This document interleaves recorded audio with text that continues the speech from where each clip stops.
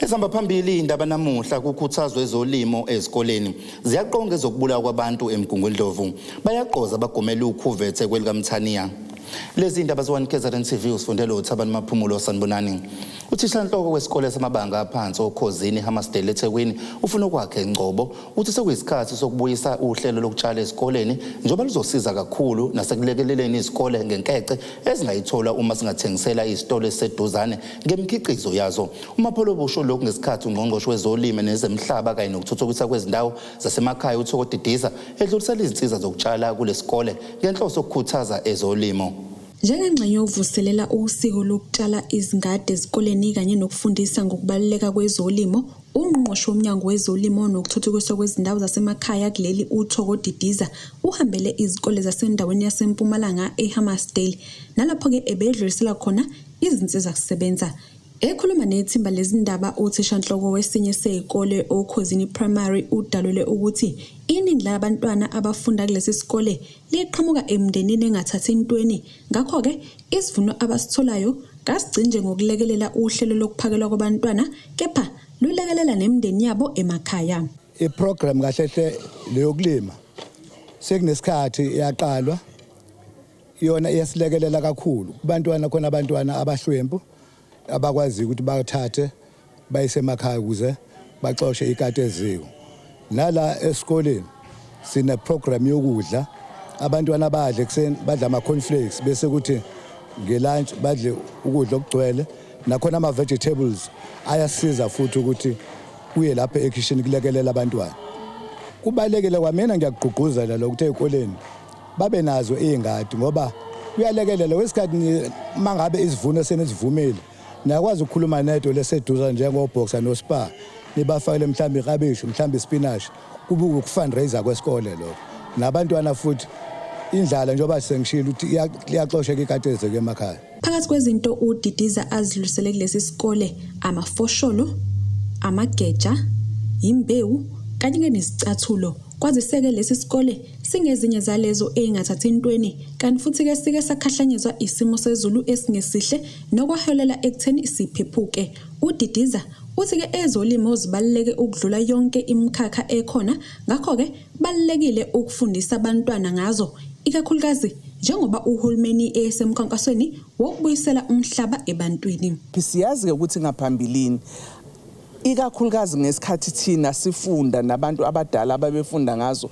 ukuya engadini kwakwenziwa njengendlela yokuthi uma ungenzanga kahle uyanikwa ipunishment ngokuthi uye engadini, bese lokho kwenza ukuthi abantu abaningi bangakuthathi ukubaleka kumsebenzi wezolimo. Kanti ke futhi ukususwa kwabantu emhlabeni ngesikhathi sobandlululo phecelezi forced removals nako lokho kwasusa abantu abaningi ebudlelwaneni babo nomkhakha wezolimo ngokusebenzisa umhlaba ngoba babengasenawo bengasakwazi nanokufuya.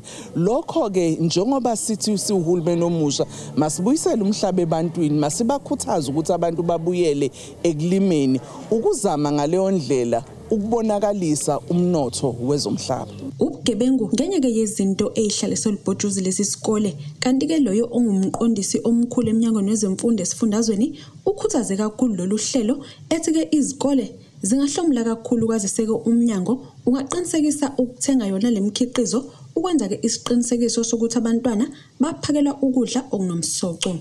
Ibaluleke kakhulu into yokutshala. Uzokhumbula ukuthi ezikoleni zethu sinohlelo okuthiwa esibiza nutrition la abantwana kufanele badle khona ukudla okufresh. Ukube besiqikelela ukuthi siyatshala ngabe ama-truck awasuki neklabishi noma nebutternut nanoma ikuphi okunye okudingakala esikoleni ibanga elide kuze kuzofika la. Lokho ngabe sikuthola nje khona la esikoleni, sikuthenga la esikoleni thina njengomnyango wezemfundo ukuze abantwana bathole ukudla okufresh okuzobe kuphuma emasimini aseduze kwabo ukuze bakwazi ukuthi babe nempilo okuyiyona ngoba mase kuhamba ibanga elide kuyaphazamiseka nanomsoco okade uphakathi ugcina usuphumile usabakhona ekudleni okufanele bakudla. Izindaba z1KZNTV kube kuntombi khona Mvubu ngesethekwini. Ziyanda isigameko zokubulawa kwabantu elokishini imbali eMgungundlovu maphakathi nelika Mthaniya njengoba kuvele ukuthi ngenyanga eyedlule baningi abantu abadotshuliwe babulawa okubalwa kubona namalunga amane omndeni owodwa. Lokhu kuvele emhlanganweni womphakathi kanye nezinhlaka ezahlukene zokuvikela obekudingidwa kuwona izindlela ongaliwa ngazo nalezi zigameko kule ndawo. Uhlezi libhojozi umphakathi wasembali eMgungundlovu njengoba izinga lobugebengu lidlangile endaweni. Abantu badutshulwa babulawe kanti nokubanjwa kwenkunzi kudla lubi. Kamumva nje kusanda kuqothwa ngenhlamvu amalungu amane omndeni owodwa. Kanti usihlalo wesigungu esilo nobugebengu embali e14 umthetho Mkhize uthe sebephila ngokwethuka. Siphila ngokwethuka manje ngoba ubugebengu bubuka bunyuka mihla nezolo la endaweni. Ngikhuluma nje kunemoto enconywayo na ukuthi ngathi nayo iqhamuke la emgaqweni ihamba ikhuthuza abantu kuphuca lokho okuphethe nje ngabe uphethe ifoni ngabe uphethe imali lokho ekuphethe mabengatholanga lutho futhi bakwana nokubeka isandla nje ukuthuka usulimala bese sibuya siya kule yegameko zokubulawa kwabantu mhlambe ngenzeka ukuthi mhlambe ikhuphuke ilento le isukunyelwe ngoba sekunalo mndeni okuthiwa kubulawe imndeni noma amalungu omndeni amane. Kepha isuka kude kunelokhu nje kunamalungu omndeni amabili la umama nendodakazi yakhe okwangena izigebengu zafika zabadubula nakhona impangela ngeke sithi yaziwa nakhona sigcine ngaboshwe umuntu kuphinde kube nomuntu umfowethu odayisa ihlabathi la ngenhla wakamchunu naye futhi naye wadutshulwa naye impangela yasiyazi kube khona umuntu usomatekisi noma sithi udriver tekisi ebesinaye lemphakathini naye owangena wadutshulwa kanjalo nangala ngenhla khona omunye futhi naye ubesebenza khona ematekisini naye wadutshulwa okusho lento le yokudubulwa kwabantu ibukeka sengazuthi iyanda noma ibukeka sengathi kwi-fashion njengamanje. Elinye ilungu lomphakathi ulindiwe emakhathini uthe isidakamizwa zidla lubi nesibalo sabantu abangasebenzi siphezulu. Inkinga iqala la ekuthenini ingane zingene kakhulu ama drugs. Baningi nabantu asebephume ezikoleni abasebenzi mhlambe ngesikhathi abantu besebenza noma beba nento abafunela ukuthi babe busy ngayo bazothola isikhathi esincane ukuphuma ema drugsini ngoba isikhathi esiningi baba ndawonye mase beplana imikhuba ukuthi bazama indlela esheshayo yokuyiphilisa. Funa sizama ukuavoida lokho ke si create amathuba ukuthi abantu basebenze babe busy abantu emphakathini especially abafana. Lo mphakathi uthe ezinye izinto abazifunayo ukuthi kube khona isiteshi samaphoyisa esizobhekana nawo ngqo. Esizocela nje ukuthi mhlawumbe mangase uhulumeni akalekelele ekuthaneni le stage samaphoyisa saseplace sileya ngoba sibuka sengazuthi sithwele umthamo omningi kakhulu abantu uma singase mhlambe sicazwe phakathi kube khona isection esothi section yasembali yenziwe nayo ibe nje istage esiphelele uzokwazi mawuthi ufuna usizo lamaphoyisa ulithole kalula kube khona isection ezoba mhlambe ezobhelela ideni lokhunja kanjalo kunyuka ngeke ngaphezulu kanje manje iplace sileya istage esibukeka sisincane sinomphakathi omkhulu so singacela nje ukuthi impela uhulumeni asilekelele ekuthaneni sicazwe phakathi kwenziwe sure ukuthi isiteshi sasembali mhlambe siyasebenza ilokho esinakho nje emqondweni okwamanje.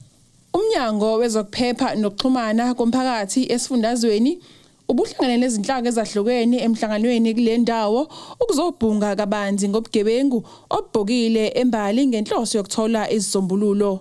Kanti umbiko wamaphoyisa waveza ukuthi isiteshi samaphoyisa ePlaces Layer sihamba phambili ngamacala okubulawa kwabantu kuzwelonke njengoba sibambe ihlanda lesithathu. Ezindabeni ze1KZNTV kubiku Ayanda Dube embali eMgungundlovu. Isifundazwe KwaZulu-Natal sisasilele emuva ngabantu abagomela igciwane loKhuvethe kanti lokhu kushiwo ungqongqoshe walomnyango wezempilo kulesifundazwe noMagugu Simelane ngesikhathi ekhuluma nethimba labezindaba. uSimelane uthi isibalo sabantu abatheleka ngalelo bhubhane zehlile kepha zisenganyuka uma imigomo yokulwisana nalo bhubhane ishawa indiva.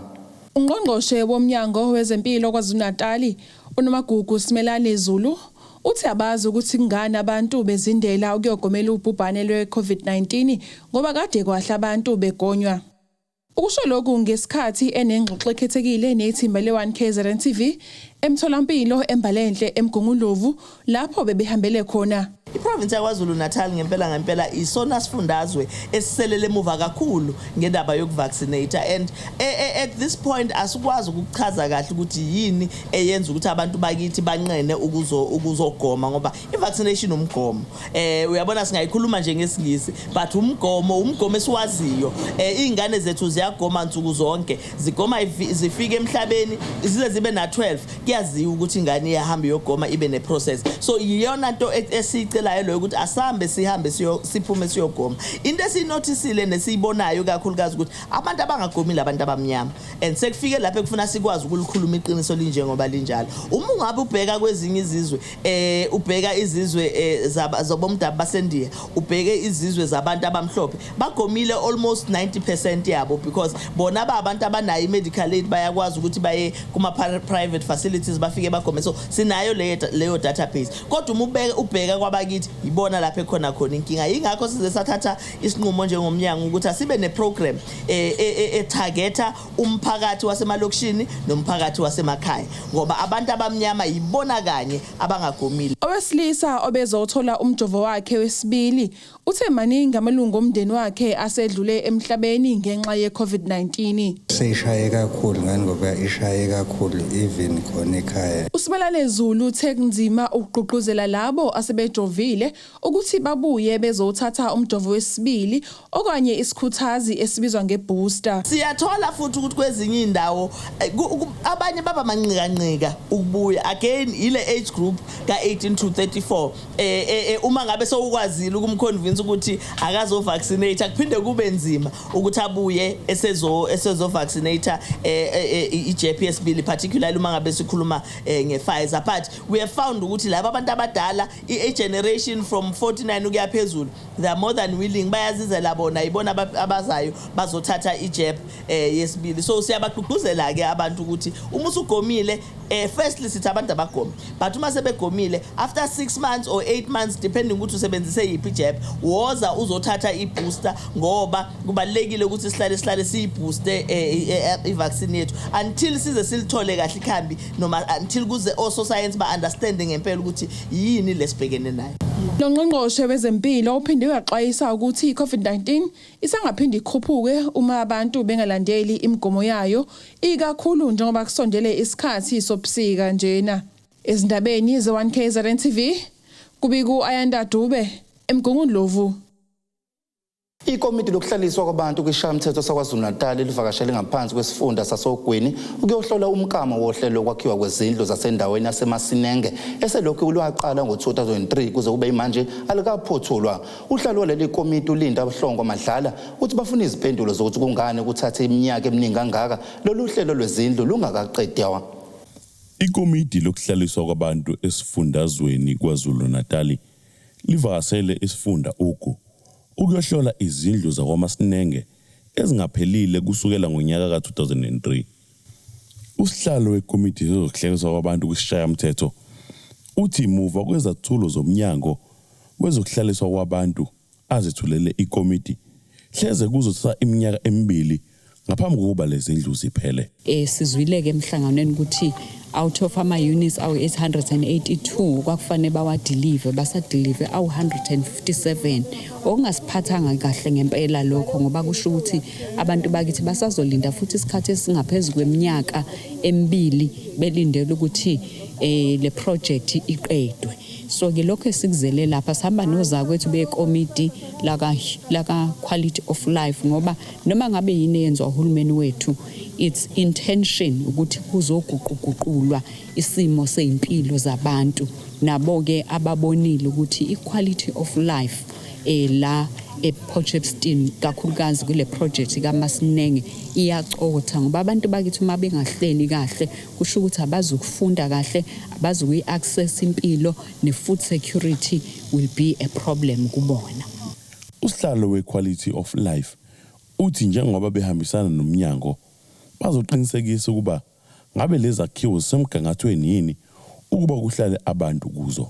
Lela ka quality of life linomsebenzi wokuthi libheke ukuthi service delivery eya ebantwini ikuquality le efunakalayo yini, nanokuthi abantu indawo abasuke bakhelwa kuyona indawo esezingeni elikahle.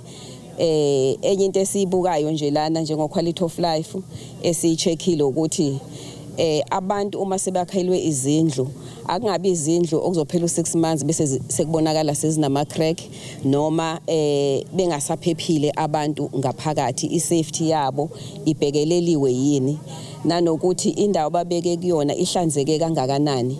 Esikuthandile ukuthi umasipala wala eRenkonyeni ushilo wathi uzobabekela ama skips la bafaka khona udoti ukuze bahlale nawe endaweni enesidima ehlanzekile njengabo bonke abantu.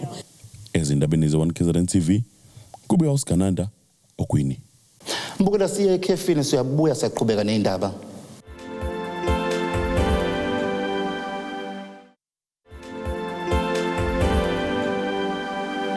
Mbukela usabukela indaba ze1KZNTV. Abazali besikole samabanga aphansi siyakhanyisa empangeni enyakatho nekamthaniya sebezwakalekisa ukukhathazeka kwabo ngokuphepha kwabantwana ngenxa yokungamagumbi okufundela angomahamba nendlwane kulesi sikole abathi kawekho esimeni esikahle. Omunye wabazali ongathandanga kudalulwa igama lakhe uveza ukuthi kade kwasa kuthiwa kuzokwakhiwa amagumbi amasha kulesi sikole kodwa kuze kube manje akwenzeki ekubeni isibalo sabafundi sikhula minyaka yonke. Abazali besikole samabanga aphansi siyakhanyisa sempangeni enyakatho nesifundazwe KwaZulu-Natal sebezwakalisa ukukhathazeka ngokuphepha kwabantwana babo njengoba lesi sikole sisebenzisa amagumbi angomahamba nendlwana angasekho esimeni esikahle. Omunye wabazali ongathandanga kudalulwa igama lakhe uveze ukuthi kudala ukwathenjiswa ukuthi lesi sikole sizolungiswa njengoba isibalo sabafundi sikhula minyaka yonke. Ngiphatha kabi mangibona isikole sinjeyana umuthi uya kwezinye indawo ngisho izikole zasemakhaya ezinengane ezincane isibalo esincane ngaphakathi uthola ukuthi izikole zakhiwe zi-right sesimeni esi-right kodwa lesi sikole esinengane eziningi esinegama elihle isikole asikho amaklasi awekho amaklasi amakapota khona ashokwe nangamatshe izingane ngaphakathi emaklasini ziko-90 amanye amaklasi ingane eziko-100 ingane ezihlala nga-3 even njengoba sekunane corona nje ingane ezihlala nga-3 emadiskini ziminyene uthisha akwazi ngisho ukuhamba emapassage la ifundisa izingane nje angiboni ukuthi imfundo yazo nje kule minyaka ziphuma zilento okufanele zibe yizo ngendlela isimo esiyiso lapha. Ifisa nje bese kumelelo leyadaba la kulesa sikole enakuze lesa sikole sakheke makuwukuthi kahle simpi imali azikho kuhulumeni ongenani letheke amagogogoke amashaki ebeyisibalo nje esithanda ukuba siningane behambe bebuke nasemaklasini ukuthi ingane igcwele kangakanani. Iklasi lilodwa lapha lingadivayideka ka3 maningi ama-container list-ke mawukuthi imali-ke azikho ongenani kongathiwa ke bayayiletha-ke bayawaletha ukuze-ke ingane-ke ifunde kahle. Kube ukuthi lamagumbi angomahamba nendlwane awasekho esimeni kanti amumotha nesibalo esingaphezulu sabafundi. Lo okhulumela umnyango wezemfundo uMuzi Mahlambi uthintiwe ngalolu daba kodwa kwashaya isikhathi sokuya emoyeni engazange abuyele kuyithimba lezindaba nempendulo. Owesifazane wasempolombe Sanguyane kuward 17 ngaphansi omasipala umfolozi enyakatho nesifundazwe KwaZulu-Natal ulindiwe Zulu uthi impilo inzima kuyena nabazukulu bakhe abane njengoba behlala endlini engawa noma yinini. Ekhuluma nethimba lezindaba le1KZNTV uZulu uthi wasinda kunzima ewelwa yindlu yodaka kanti ubese enxusa umsamariya olungileyo ubamsiza amakhele indlu. Uma uqhamuka ukhangwa yindlu yodaka nengawa noma yinini kalindiwe Zulu wasempolombe Sanguyana kuward 17 ngaphansi omasipala umfolozi enyakatho nesifundazwe KwaZulu-Natal. Le ndlu yilona khaya likalindiwe Zulu kanye nabazukulu bakhe abane. uZulu sewake wawelwa yiyo lendlu walimala isingezansi uthi bahlala bayishagalombili kuleli ikhaya kanti kwesinye isikhathi izulu malina abantwana baphoqeleka ukuthi bayolala komakhelwane. Sihlala kanzima la ekhaya asizwa lutho izindlu zembili ngake ngaba ngalinyazwa yindlu ngatatelwa ngaphansi kwama-blocks ngasiwe kwelezansi ngihamba ngey'nduku thema ngiqeda lapho lento engihlala kuyo iyanetha ngiyabikela kumele zona ngikhiphe impahla zesikole ingane eziku-5 ey'fundayo nenkinga enkulu kabi la ekhaya kuyabheda nje kakhulu kabi nosizo olukhulu alenzi lutho futhi neqolo kulezi ingane aliholwa imiholo unina ethize wazama ngonke amali ukuthi ngizama ukuphasa ngaleli qolo futhi lempesi ingane zakhe naleli qolo futhi ziyafunda zonke. uZulu uthi impilo inzima njengoba umkhwena wakhe engasebenzi ephila ngokugawula izinkonde ehlathini kanti nabo bathembele kwimali esibonelelo sabantwana nathi kwayona yanele njengoba abantwana sebefunda isikole bedinga izinsiza zabo.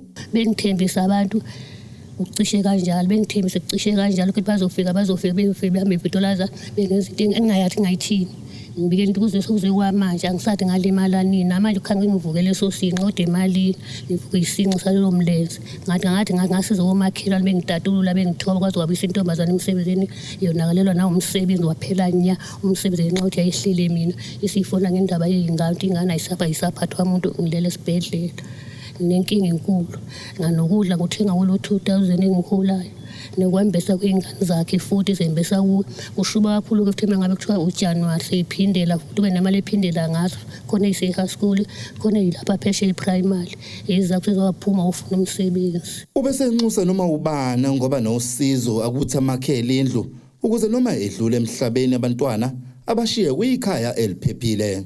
Ngicela ningicelele nosizo nje kwababona ungcane ngibele noma yindlu ngikwazi ukuqoqa ingane ebuye ekhaya ngicabange futhi ukuthi khona mangivelelwa inkinga nje ukufa kumemezi lo muntu ngimfakaphi ngamchaza nobaba ekhaya kathi mina nginenkinga ukuthi mangabe ngifice ukufa ngithathe ngisuke ekhaya ngushiyo ngcono angathi nginganenze njani mina ngihambela manje ngajelwa ingane ngingahajelwa ingane angazathi ngikwakhanda uyithendela ikhaya ngashonelwa ingane angakwagija wonke omakhelwane kungathi kuzokwenziwa kanjani sokubekwe kuyithenja nyanyana lapha kwizindlu nje ayikho nje yodwa futhi zombila nje azikho. Izindaba 1KZNTV kubika ukuthi abantu maphumulo esangoyana. Abashadikazi ababili baseMonster ogwini oseningizimu nesifundazwe KwaZulu-Natal baqala umkhankaso wokuhamba ngezinyawo ezindaweni esigudle ulwandle ngenhloso yokulisana nokucekelwa phansi kwemvelo yasogwini. Ekhuluma nezwe kulezi ndaba le1KZNTV uInlow ngesikhathi behamba ngezinyawo eRichards Bay belibangise emthunzini uthi inhloso enkulu ukuzama ukusiza lapho bungasiza khona uqwashisa abaphinde bathola imali yokusiza labo basendimeni ezokuvakasha nezokungcebeleka abakhahlanyezwe ubhubhane luKhuvethe. Lolu usuku lwe-12 besemgwaqweni uLeon kanye noInlow abangabashadikazi baseMonster ogwini oluseningizimu. Uhambo lwabo ke baqale ngasemngceleni waseKosi Bay nabazozeke baliphothule eOrange River koNorthern Cape. Labashadikazi basemkhankasweni kokulisana nokucekelwa phansi kwemvelo ezindaweni esigudle ulwandle njengoba ke kuba nomthelela ongemuhle emkhakheni wezokuvakasha nokungcebeleka kanti ke futhi iningi lalezo zindawo zishayeke kakhulu ke kuleminyaka emibili njengoba ke kuhlasele ibhubhane lo COVID-19.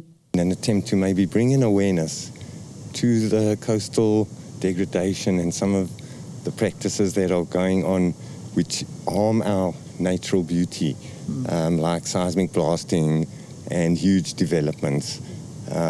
So yeah, we walk to photograph and take little videos of how it is now after COVID has come through and maybe slowed things down in the hospitality industry on the coast. Include, of course, child abuse and women rights and these kind of things, which we feel in 2022, in a modern society, with effort and a little bit of togetherness, we could maybe change some of these problems that we do find as we go.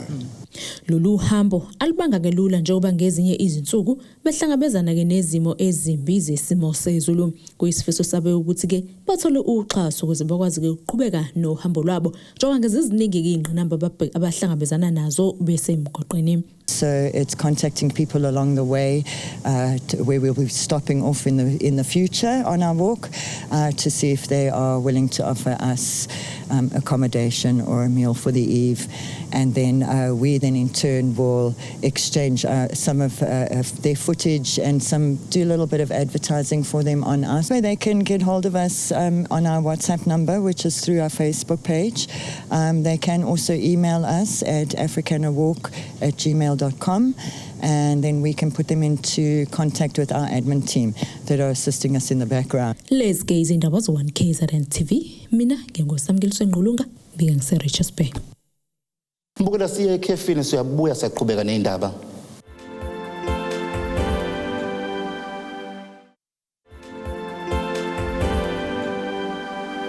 Mbukele ke sibheke engosini yezomnotho.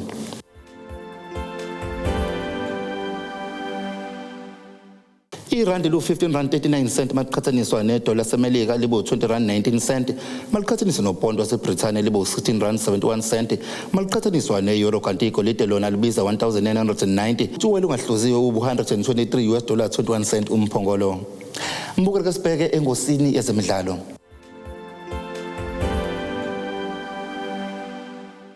Abaphathi bomdlalo wezikunza seSoweto iKaizer Chiefs neOrlando Pirates ubungempela sonto basengabhekana nokuqondisa isigwegwe kulandela isinqumo ezishiya imibuzo abathathe kulomdlalo womkhaya. Unompempe obephethe lo mdlalo uMasixole Bambiso kanye nabasizi bakhe bangase bamiswe kulandela isinqumo sabo sokuchitha igoli lomdlalo weKaizer Chiefs uKikendoli ebelizobalwa namanye amagoli ancintisana kwavelele kule season. Kanjalo nesinqumo sabo sangomzuzu wama-55 sokuvumela igoli lomdlalo wePirates uKwame Pepra yize noma elishaye endaweni engafanele kodwa konke lokho kuzocaca uma ikomiti elibuyeka ezimidlalo selikhiphe isinqumo. Mbukele ke sibheke isimo sezulu esingalindeleka.